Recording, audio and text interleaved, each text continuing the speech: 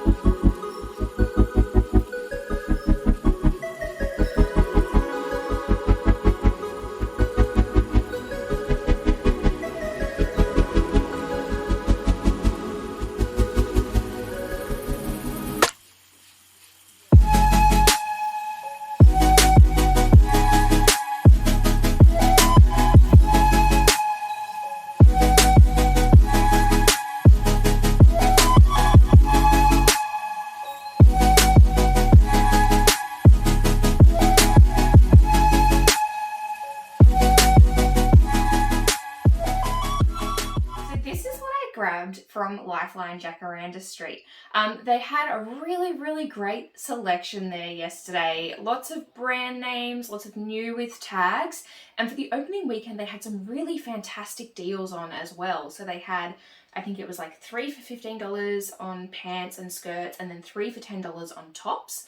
One of the best and probably most surprising things about the reopening is that they've moved away from pricing items individually and moved toward pricing them by the type of item. So I think dresses are $10 generally, pants and skirts are $9 or $8, and tops are $5. So it makes it really, really easy to go in knowing that you're going to find a bargain. But let's jump in to this thrift haul. I'll show you what I picked up. All up, I spent $125 yesterday, and that works out with this lot at about $5.95 for my average cost of goods. So I think there's going to be plenty of money to be made in these when I get them up on eBay and Poshmark. I'm going to go through these by category. I'll start off with some skirts that I picked up. This first one is by the brand Current Mood, which is from the Dolls Kill website. I actually have a friend who I think might end up with this one. This is very much her style. It's just a lovely little kind of very short pleated tennis skirt. I liked the stripes, and I also picked this one up because it is new with tags as well. So I haven't found a lot from Dolls Kill, but I know that it's more of an alternate clothing website, so it's that sort of vibe. And I know the shoes for Current Mood looked like they do a bit better on comps, but even if I end up listing this, I think it will go okay. Along a similar vein, I saw this and thought it was just going to be like Shein or something cheap and nasty, but it's actually Dangerfield. So it's a tiny size, it's a size 6, and normally I tend to steer more to larger sizes, but it's just such a 90s clueless vibe. It's got some pockets as well. I thought for sure I can pop this up for a few dollars and find it a new home. Love a vintage skirt, vintage tartan tartan is absolutely one of my favorites to find. I didn't check the tags. I probably would have thought twice on this if I looked at the fabric content before I picked this up. I kind of felt it and I knew there'd be some wool in here because it's just got that feel to it. But it is 80% acrylic and 20% wool, so not the best or most sought after, but I think in this really vibrant red tartan, you know, this will still do pretty well. This one is a size 14, I believe. Yep, 14, and originally belonged to someone called Velma Peterson. So thank you so much, Velma, for donating your, what I'm sure was a very loved skirt. The other thing I liked about this one is it has Velcro fastening. So can't mention Velcro on eBay. That is a Vero term, but you can definitely call that hook and loop closure. People tend to know what that means. And it's just, yeah, really cute, sort of kilty style on that one. Another skirt in a bit of a smaller size, but seems to be, so this is a size 8, but I'm generally anywhere between like a size 10 to 12 to maybe 14, depending on the brand. This is Sportscraft, and this feels like it's quite large for a size 8, so I did pick it up. Sportscraft houndstooth, like in an A-line style. It has pockets as well. I just thought this would be a great one for people returning to office, and it's got some really nice wide belt loops in there as well, so you could quite easily you know, chuck a belt on with this one if it's going to be a bit too big. But with that being a size 8, I always include measurements in my listing, so just letting my customers compare it to things that are already in their wardrobe, because we know that there's no standard for women's sizing, right? It's arbitrary. It doesn't matter what's on the label. Try everything on, because you'll be surprised what will fit you regardless what the size tag says. Another skirt I picked up is this really lovely pink, just an A-line, like elastic waist skirt. This is by the brand Soul Sparrow. I've been seeing this more and more. This is the first time I've picked it up, and I picked it up because it's new with tags. They actually had a lot, it looks like maybe like an end of season clearance or something in this exact colour. So there were quite a few skirts and some tops and everything as well, but I thought I'd just grab this one and see how it does. It's a size large, it's got pockets, a nice drawstring, and I believe it's 100% linen. I will just have a quick look for that fabric tag, which I can't find, but yeah, I'll track that down later. I'll check it, and that's definitely a keyword that I love to pop in my listing title is linen or linen blend, particularly coming into the warmer months. I find obviously like plant-based fibers like cotton, linen, they do well, but these ones tend to be a bit more sought after. So in this really stunning colour, I'll be really interested to see how this does and whether this is a brand that maybe I should pay closer attention to if I'm seeing it more in op shops. Moving on to shirts, so I grabbed a few shirts. This first one is something that's like a little out of my wheelhouse, but I thought I'd give it a go. So this is actually a Universal Studios Simpsons top. Really, really vibrant, bright graphic print, and I just thought, you know, there's so many people out there that love The Simpsons. Like, I'd be interested to see how this one goes. This is a size small, but I'd say it's probably more of a men's small. It looks quite big to be a women's small, and just like a plain grey on the back in absolutely excellent condition. There's no sort of cracking or peeling of this graphic at all, which is the other reason that I picked it up. So yeah, a little bit of a fun one. Another fun fact, I was never allowed to watch The Simpsons growing up, so I don't really get the hype. Even now, I don't really get into it that much, but I know a lot of people do. So yeah, keen to see what I can do with this one, what I can turn it into. I grabbed a couple of witchery tops. I know I have said in previous hauls I don't grab a lot of witchery. That is still very true, but both of these I really liked the style. I'll show you the first one. This is just a basic-ish sort of white button-down blouse at first glance. But if we look a little bit closer, it's got this stripe pattern to it, and the sleeves, it has these really great billowy sleeves in a collarless V-neck, which I thought, like, it's just a little bit of an unusual style. Now, I did notice, I think on the back of one of the sleeves, yeah, on this one, there is a very, very light mark. but that is something that will come out quite easily just with a stain remover in a gentle wash cycle. So I don't think that is a deal breaker for that one at all. And this one is in a size 12. The other witchery top I picked up, I believe, is also a size 12. Yep. And it's this really stunning green sheer floral blouse. So again, it's kind of like a half button here. But when I turned it around, it has this fabulous ruffle, and this actually goes all the way down both of the sleeves. So something a little bit different. I like to pick up these blouses when they have a bit of a standout detail, so they're not just your basic, you know, white top, or like, which we do like a lot of basics like linen tops, stripe tops, that sort of thing. I like to pick them up when there's something just that little bit different about them, something that can kind of draw a bit more attention to my listing for these, and I find that they tend to do okay. For each of these, I'll probably aim maybe around $45 plus post, maybe pushing it up to $50. I'll have a look and see what's happening with witchery tops at the moment. I tend to check comps really just as a guide. I still set my own prices. I've been pricing more on the higher side because you don't get what you don't ask for when you're selling secondhand. The last top that I bought, this one I'm sure is pure linen as well. I have a skirt available. This is from the brand, I'm not quite sure how this is pronounced, like Airy, size 14. This is from the Iconic website, so quite a nice quality. And I really liked the little shirred cuff that kind of gives it a puff sleeve.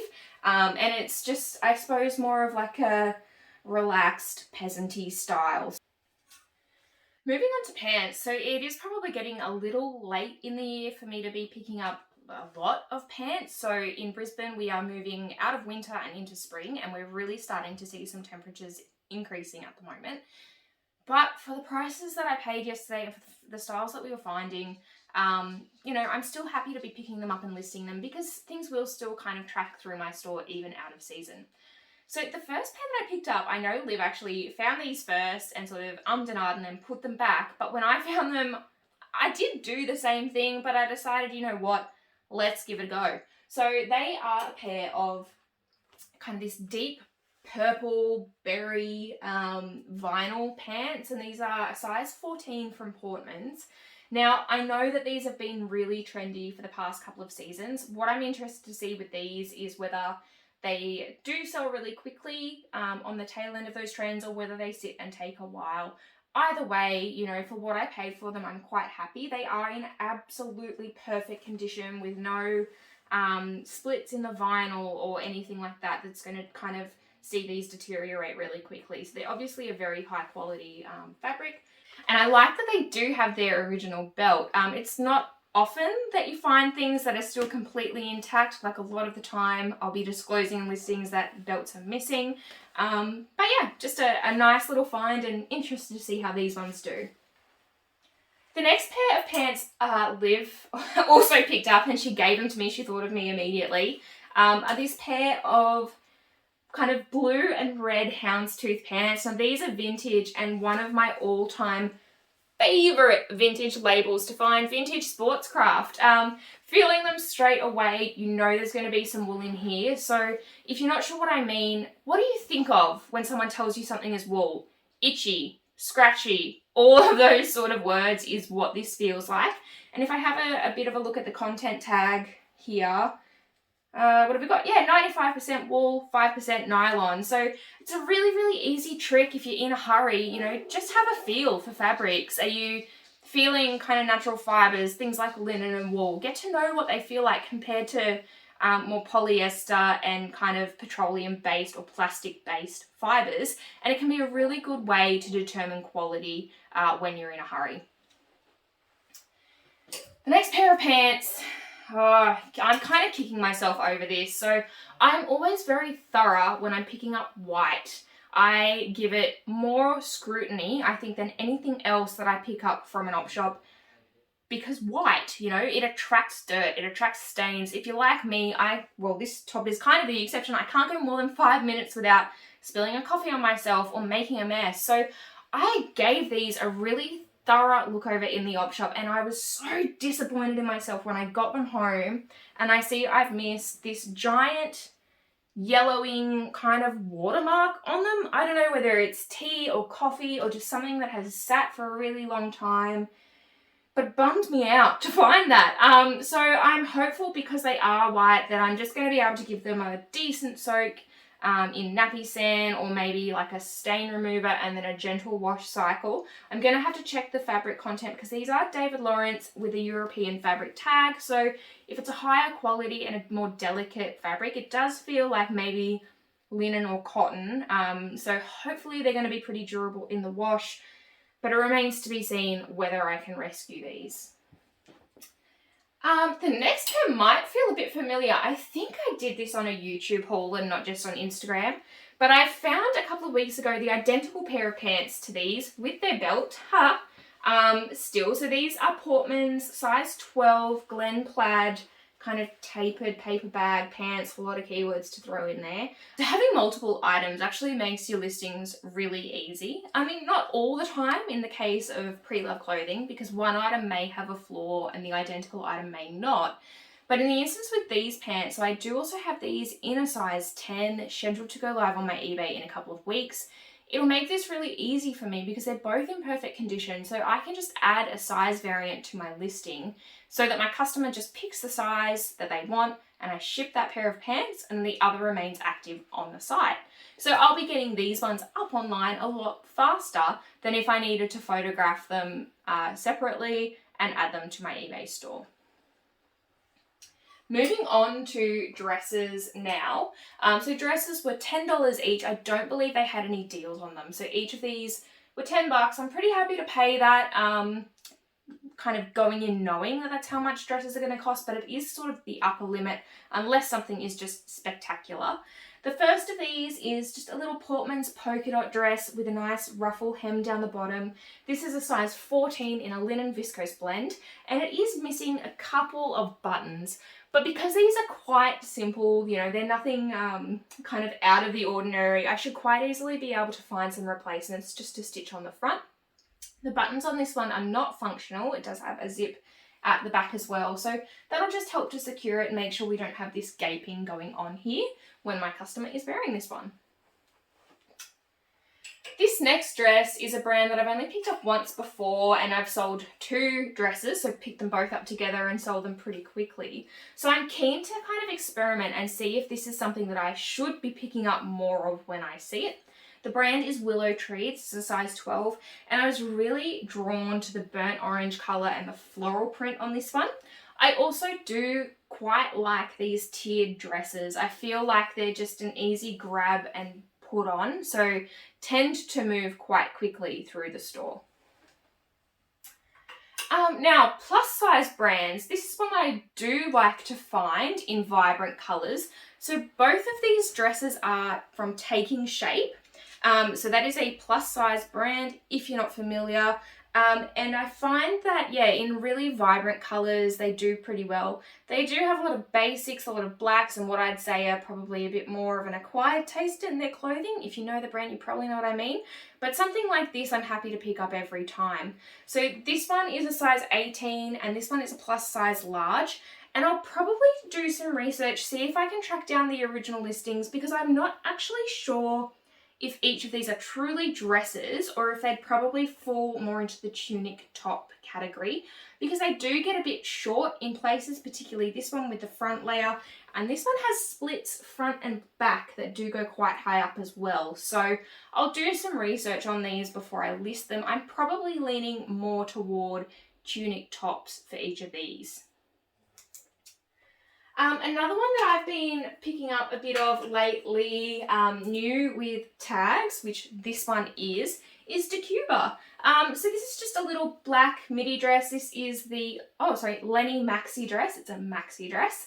And the original price was $99.95. As I've said, I've been doing pretty well with them. I'll probably aim for around $60 to $70 plus post and see how it goes. But it's just a nice basic style with its original belt. We've got some tassels on the end here. So to wrap it up, I've got 3 pairs of shoes. I think shoes were $5 a pair. I probably should have checked that. But we were quite surprised to see that nothing had been priced up. It's always nice to find that blanket pricing for shoes. And I do think what I've found will do quite well. The first pair are 9 West. And I really, for these ones, I liked the woven straps, the square toe, and the timber block heel. Now, these have quite obviously been sitting in someone's wardrobe, I'd say for a while. They are pretty damn dusty. So they're going to need a good wipe over. And they do also, on both of the shoes, have some lifting starting to happen around the arch or the ball of the foot. So I'm going to have to glue that down just to make sure it's nice and secure, and there'll be plenty of life left in these. Another brand that I've been finding a little bit lately, but I do love to pick up just depending on the style, some of them are a bit kind of basic, is Django and Juliet. These ones unfortunately have some scuffing and peeling of the leather on the toe, so they're going to need a bit of work just to get them in a good enough condition to be in my store. I think a little bit of dubbing, I'll see how that goes to clean them up, and I'll just kind of disclose that. But I think if they're cleaned up enough, they're going to do okay. So they're just a really unique sort of style. I liked that they had the loafer kind of bit at the front. They've got a little bit of a wedge heel and almost like some espadrille stuff going on here in a size 40. So I think I'll still probably get around $50 plus post for those. Depending on the style, for Django and Juliet, I aim a little bit higher, maybe around $80 to $90, and I tend to get that for these as well. So interested to see how they do, given that they're not in perfect condition. And then the last pair that I grabbed, another tan pair, and these are Diana Ferrari Super Soft, one of my most consistent selling shoe brands. They've got a leather upper and a leather sole, so they're a really great, comfortable shoe to wear in a size 8C. The thing I liked about these ones, I'll show you a little bit closer up. So they look like a regular sandal, right? They've got a buckle, but it is a Velcro or hook and loop closure. So nice and easy for someone who maybe doesn't have that dexterity to buckle and unbuckle their shoes. I always look for that and will always call that out in my listing as well. So there you go. That is everything that I picked up at Lifeline Jacaranda Street for their reopening weekend. I really recommend, if you're local to Brisbane or Ipswich in Australia, get down and show some support to these stores that are just reopening after the floods. You know, we've got Lifeline Jacaranda Street, Salvo's at Bundamba, and then Vinnie's at Oxley that have all reopened within the last month, all with fresh new layouts, great stock, and fantastic prices in there. So whether you're looking for yourself or looking to sell, I really think you're going to find some great stuff in any of these stores. And just, yeah, it's great for them to be back. If you love seeing what people are picking up in op shops in Australia or to sell online, make sure you subscribe to my channel. I pop up a video every Tuesday, and stick around and watch the video I've linked for you here.